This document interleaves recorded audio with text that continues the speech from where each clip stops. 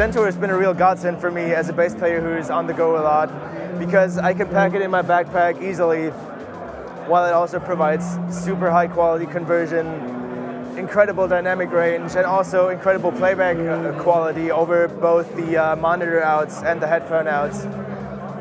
So it's been something I've been pretty much dependent on ever since I got it. The amount of I/O really makes it versatile for many different situations. I've gone from working in my own studio with like recording pop bands, recording acoustic drums and electric guitars, to recording up to 50-piece orchestras by adding additional converters over the ADAT inputs. So not only is it compact but also flexible. It also provides enough outputs to actually work with analog summing or outboard gear with nothing more than this, so it's all I could ever ask for in a compact interface. I'm really happy with it. As a bass player, of course, I'm looking for the highest quality high Z inputs that I can get, so I have nothing else in my path that could influence the tone or affect it negatively in any way. So I've been just really thrilled by the sheer quality of conversion and the quality of the high Z inputs. And as you can see, since I'm sitting in front of all tube amps here, I'm quite a connoisseur for a great bass amp tone.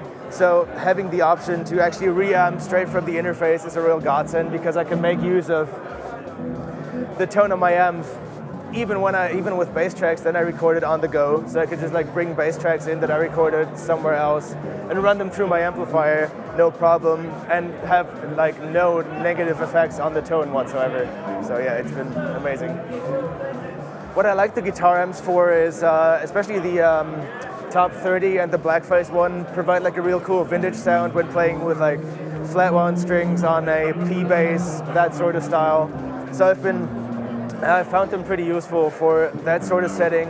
I've also used the FET76 compressor used for practicing a lot, because that gives me just like a really high definition sound with a lot of depth that really brings across like all the properties, all the sonic properties of my instruments. So yeah, digging the modeling, definitely. But I found the AFX models of the EQs and the FET76 compressor to be very musical tools. Like I've utilized them in mixing a couple of times now.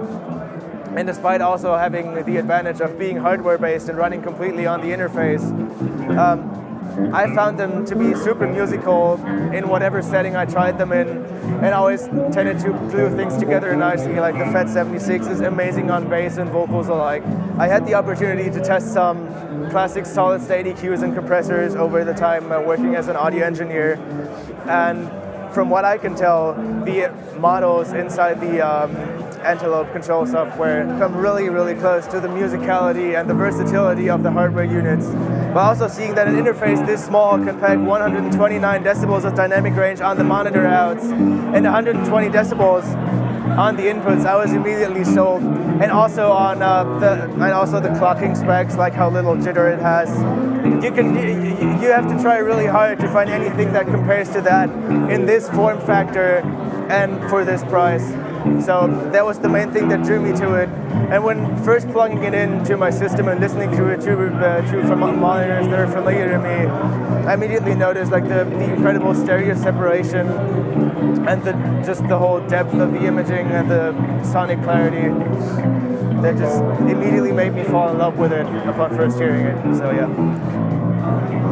I like the fact that the control software is just super flexible and allows you to pretty much route any input to any output, dual track things through the AFX models, as well as recording the DI tracks simultaneously and providing zero latency effects as inserts in your DAW. That quality of conversions, quality of clocking, the build quality is outstanding. They look great. And also, they of course come in at a killer price point, so what's not to love? And of course, I'm really looking forward to what other compressors you'll be putting out in the future, since the FAT76 is already really awesome. So yeah.